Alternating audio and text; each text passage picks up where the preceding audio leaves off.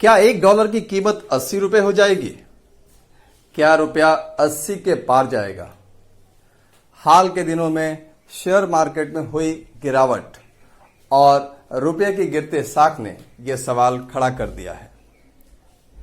आइए हम जानते हैं इस वीडियो में इस गिरावट की 5 बड़ी वजहें और इस गिरावट से आम आदमी पर इसका क्या साइड इफेक्ट होगा।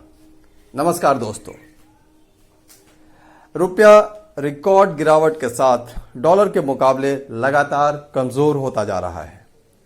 भारतीय मुद्रा मंगलवार शाम को अब तक के सबसे निचले स्तर 78.03 रुपए पर जाकर थमी। हालांकि विशेषज्ञों द्वारा अनुमान यह भी लगाया जा रहा है कि डॉलर के मजबूत होने से रुपया 80 तक पहुंच सकता है। रुपया मंगलवार को एक वक्त तो 78.28 तक पहुंच गया था, लेकिन बाद में इसमें थोड़ा सुधार आया। विदेशी मुद्रा फॉरेन एक्सचेंज मार्केट में मंगलवार को अमेरिकी डॉलर के मुकाबले रुपया सर्वकालिक निचले स्तर से उभरते हुए महज 1 पैसे की तेजी के साथ 78.03 प्रति डॉलर पर बंद हुआ। आर्थिक मामलों के विशेषज्ञ और IIFL सिक्योरिटीज के उपाध्यक्ष का कहना है कि घरेलू कारोबार का माहौल, कच्चे तेल की बढ़ती कीमतें और विदेशी पूंजी की बाजार से लगातार निकासी से भी रुपया की धारणा प्रभावित हुई है। डॉलर के मुकाबले रुपया मंगलवार को 78.02 पर खुला और कारोबार के अंत तक रुपया अपनी पिछले बंद भाव के महज 1 पैसे बढ़कर 78.30 पर डॉलर पर पहुंच गया। आइए हम जानते हैं कि इसकी 5 बड़ी वजह क्या है। अमेरिका में महंगाई 40 साल के रिकॉर्ड स्तर को तोड़ते हुए 8.6% पर पहुंच गई। ऐसे में अमेरिकी केंद्रीय बैंक फेडरल रिजर्व द्वारा बुधवार को होने वाली बैठक में ब्याज दरों में बढ़ोतरी की पूरी संभावना है, जिससे डॉलर की मजबूती मिली है।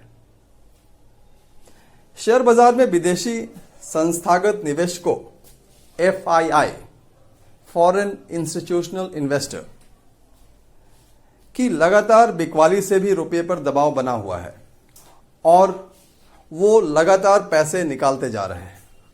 इस कारण से शेयर बाजार भी 10 माह के निचले स्तर पर पहुंच गया है।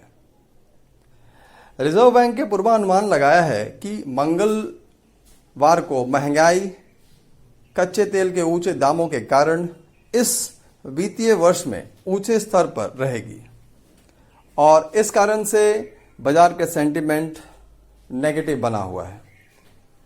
विदेशी मुद्रा भंडार में पिछले हफ्ते से लगातार गिरावट आई है, जिसके कारण भी रुपया लगातार गिरते जा रहा है। कच्चे तेल के अलावा कमोडिटी बाजार में भी उथल पुथल रूस यूक्रेन युद्ध के 3 महीने बाद भी कायम है। इस कारण लोहा, निकेल, स्टील और अन्य कच्चे माल के दाम आसमान को छू रहे हैं।